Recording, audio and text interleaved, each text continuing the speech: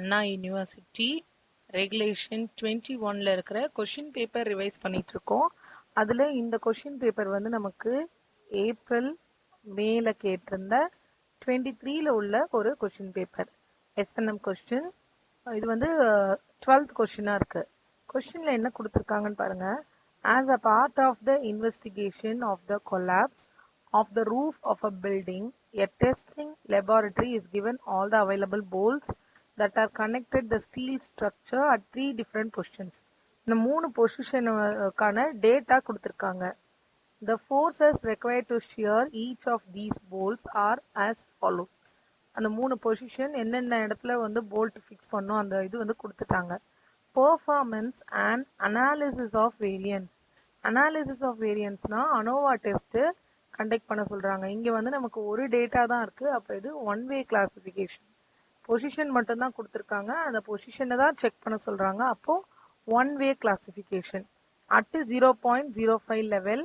And இங்க நம்மள என்ன கண்டுபிடிக்க சொல்லியிருக்காங்க பாருங்க. the differences among sample mean at 3 positions are significant.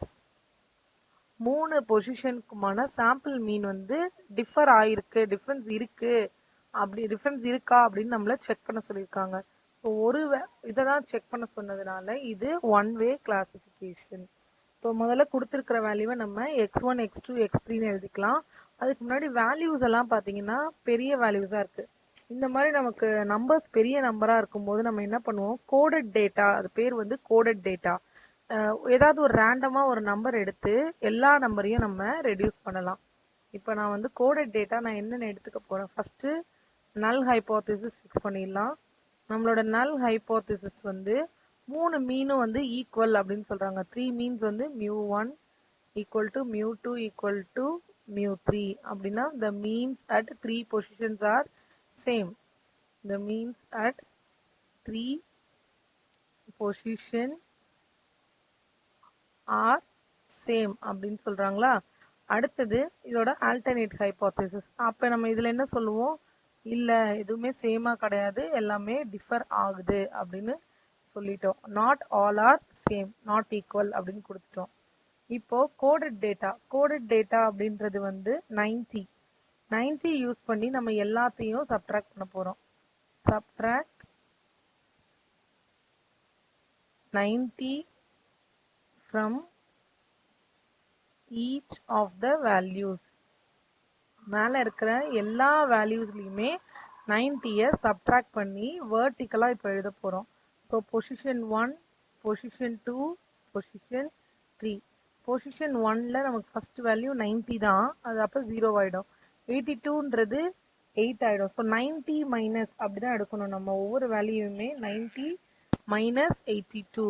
அடுத்தது சாரி கொடுத்துருக்கிற வேல்யூ மைனஸ் 90 அப்படின்னு எடுக்கணும். 90 அதுல இருந்து சப்ட்ராக்ட் பண்றோம். ஸோ ஃபர்ஸ்ட் ஒன் வந்து 90 மைனஸ் 90, அடுத்தது 82 minus 90, so minus 8. So first value 0, அடுத்த வேல்யூ மைனஸ் 8, அடுத்த வேல்யூ மைனஸ் 11. ஃபோர்த் வேல்யூ பாருங்க 98 இருக்கு. ஸோ 98 மைனஸ் 90ன்றது 8, 83 மைனஸ் 90ன்றது மைனஸ் 7. இதே மாதிரி ஒரு டேட்டாவா பார்த்து ஃபில் பண்ணிக்கணும். இது 8, இது மைனஸ் 7, 1. இப்போ அதே மாதிரி ரெண்டாவது பொசிஷனுக்கும் 90ய சப்ட்ராக்ட் பண்ணணும். 105 மைனஸ் 90, 105 மைனஸ் 90ன்றது 15. அடுத்தது 89 மைனஸ் 90ன்றது மைனஸ் 1. இந்த மாதிரி லைனா எழுத போறோம். ஸோ நான் x2 இங்க ஃபில் பண்றேன். x2 value 15 minus 1 3 14 minus 1 minus 4. and என்னோட x3 value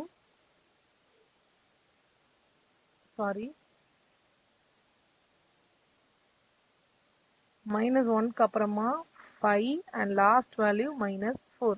இங்க x3 value minus 7 minus 1 minus 10 and 4. x3 வந்து 4 வேல்யூ தான் இருக்கு பாருங்க. ஸோ x3 வந்து 4 அந்த பொசிஷன்ல 4 வேல்யூ தான் இருக்கு. அதனால மைனஸ் 90 போட்டா எனக்கு 4 வேல்யூஸ் மட்டும் எழுதிக்கிறேன். இப்போ இது ஒரு சிங்கிள் பொசிஷன் தானே, இதோட ஸ்கொயர் கண்டுபிடிக்கணும். x1 square, x2 square, x3 square. x1 square பண்ணும்போது 0, 64, 121, 64, 49 and 1.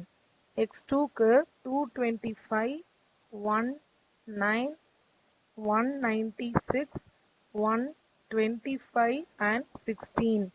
And X3க்கு பண்ணும்போது 49, 100 and 16. இப்போ எனக்கு ரெண்டுத்தோட டோட்டலுமே வேணும். கீழே டோட்டல் அப்படின்னு எழுதிக்கலாம். ஸோ டோட்டல் வந்து ஃபர்ஸ்ட் ஒன்க்கு -17, அடுத்தது 31, -14, 299, x1 ஸ்கொயர் 299, இது 473, லாஸ்ட் ஒன் வந்து 166. இப்போ நம்ம டேபிள் போட்டாச்சு. இந்த வேல்யூஸை எடுத்துட்டு போய் நம்ம ஃபார்முலால சப்ஸ்டியூட் பண்ண போறோம். முதல்ல கேபிட்டல் N. அந்த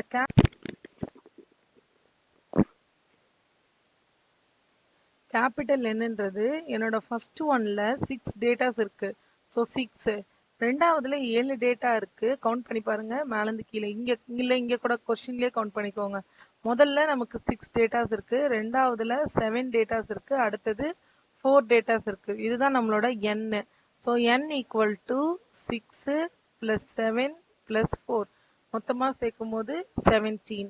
அடுத்தது நமக்கு தேவையானது கேபிட்டல் டி. கேபிட்டல் டிக்கு இந்த x பார்ட்ல இருக்கிற வேல்யூவை ஆட் பண்ண போறோம். x1, x2, x3 ஓட வேல்யூஸை ஆட் பண்ணிக்க போறோம். இதை ஆட் பண்ணா எனக்கு என்ன கிடைக்கும்? -17 plus 31 minus 14. So equal to 0. t ஓட வேல்யூ 0ன்னு வந்துருச்சு. அடுத்தது கரெக்ஷன் ஃபேக்டர். கரெக்ஷன் ஃபேக்டர்ன்றது என்னது? நமக்கு t square by n. So t square by capital N. t ஸ்கொயரோட வேல்யூ 0ன்னும் போது 0 divided by any value it is equal to 0. இது முடிஞ்சிருச்சு. அடுத்தது SST. ஸோ SST கண்டுபிடிக்கணும் நம்ம. SSTக்கு அப்புறமா SSB கண்டுபிடிப்போம். SSTன்றது summation x1 square plus summation x2 square plus summation x3 square. இங்க 3 வேல்யூ தான். Minus t square by capital N. இப்போ இந்த செகண்ட் பார்ட்டுக்கு நான் வந்து ஷேட் பண்றீங்க. இந்த இதை எடுத்துப்போம். SSTக்கு நம்ம இந்த வேல்யூ எடுத்து சம்மேஷன் x ஸ்கொயர் தான் நம்ம கிட்ட இருக்குல்ல, அதை அப்படியே எடுத்து இங்க நம்ம யூஸ் பண்ண போறோம்.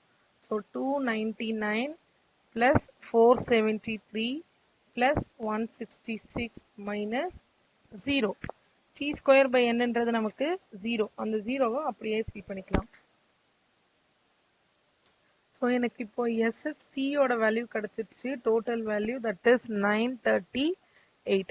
அடுத்தது sum of square between value SSB. இந்த SSBன்றது summation x1 whole square by n1 plus summation x2 whole square. இது டிஃபரன்ஸ் புரிஞ்சுக்கோங்க.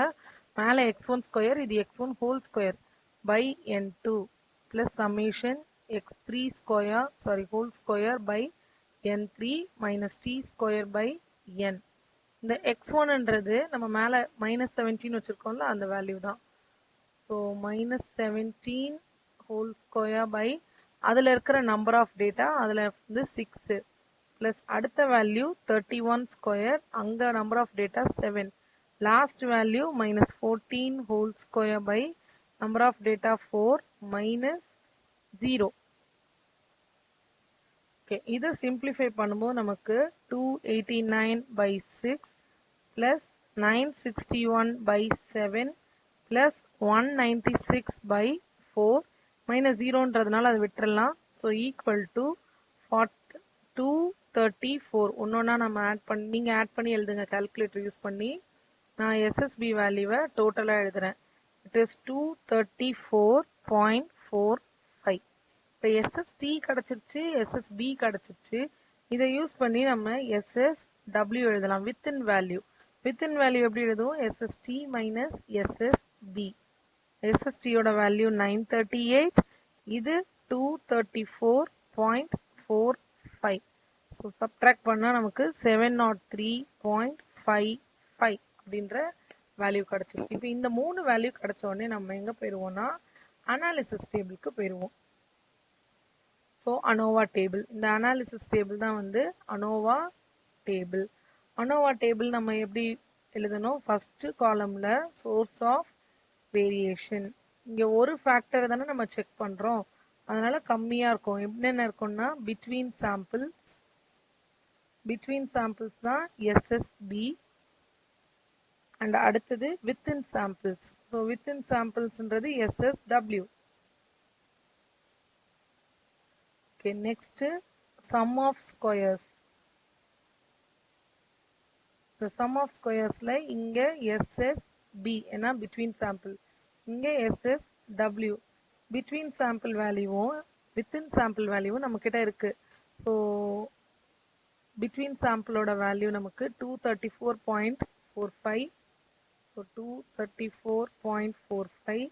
வித்தின் சாம்பிளோட வேல்யூ 703.55. இதுக்கு கீழே நம்ம டோட்டல் வேல்யூ எழுதணும். டோட்டல்ன்றது எஸ்எஸ்டி. இதை ரெண்டையும் ஆட் பண்ணி எழுதுங்க. இதை ஆட் பண்ணா எனக்கு 936 கிடைக்குது. இதை ஆட் பண்ணி வர வேல்யூவும் நம்ம கண்டுபிடிச்ச எஸ்எஸ்டி வேல்யூவும் சேமா இருக்கும். இங்க ஆட் பண்ணா நமக்கு வந்து கரெக்டா வருதா பாருங்க. 10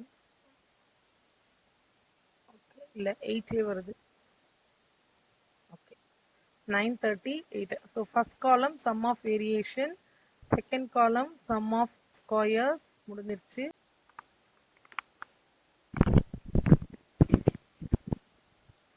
ஓகே, நெக்ஸ்ட் வந்து டிகிரி ஆஃப் ஃப்ரீடம்.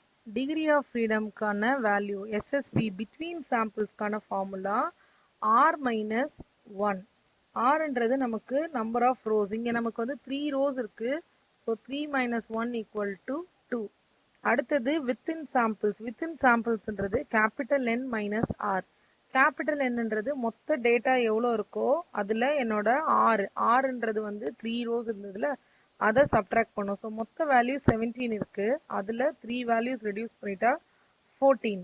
ஸோ இது ரெண்டையும் டோட்டல் பண்றதா எனக்கு கீழே இருக்கும். ஸோ கீழே வந்து 16. 14 பிளஸ் 2 16. டிகிரி ஆஃப் ஃப்ரீடம் முடிஞ்சிருச்சு. அடுத்தது மீன் ஸ்கொயர். மீன் ஸ்கொயர் எப்படி கால்குலேட் பண்ணும்? MSB MSW.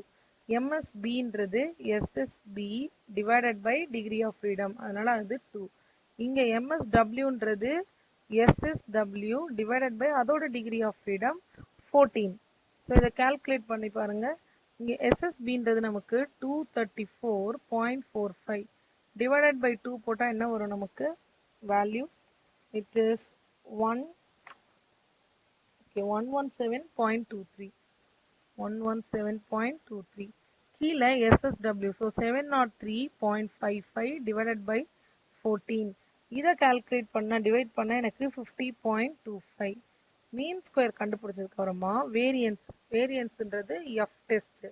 எஃப் டெஸ்ட்ல நம்ம வந்து எது ஹையஸ்டா இருக்கோ அதுதான் நியூமரேட்டர்ல எழுதணும். இப்ப நமக்கு பி தான் ஹையஸ்டா இருக்கு பிட்வீன் சாம்பிள்ஸ்.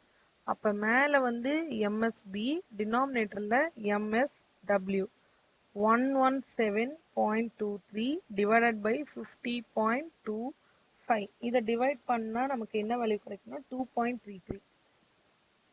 2.33. இதுதான் என்னோட calculated value. So calculated value equal to 2.33. அடுத்தது டேபிள் வேல்யூக்கு போகணும். டேபிள் வேல்யூக்கு நான் டிகிரி ஆஃப் ஃப்ரீடம் எடுத்துப்போம். ஸோ டேபிள் வேல்யூ எஃப், அதோட டிகிரி ஆஃப் ஃப்ரீடம் வந்து 2,14. இந்த டேபிள்ல இருக்குல்ல 2, அடுத்தது 14. என்ன லெவல்ல எடுக்கணும் நம்ம? 5%. கொஸ்டின்லயே கொடுத்துருக்காங்க. ஈக்குவல் டு, இப்போ டேபிள் பாருங்க, இது எஃப் டெஸ்ட். F test 5%. இங்க கொடுத்துருக்காங்களா 5ன்னு? ஸோ மேல வந்து D1. D1ல நமக்கு 2, D2ல நமக்கு 14 இருக்கு. ஸோ 2க்கு 14க்கு நடுவில் 3.74. 3.74 தான் நம்ம டேபிள் வேல்யூ. 3.74. இப்போ கால்குலேட்டட் வேல்யூ வந்து டேபிள் வேல்யூவோட கம்மியா இருக்கு. So calculated value is less than table value. அதனால H0 is accepted.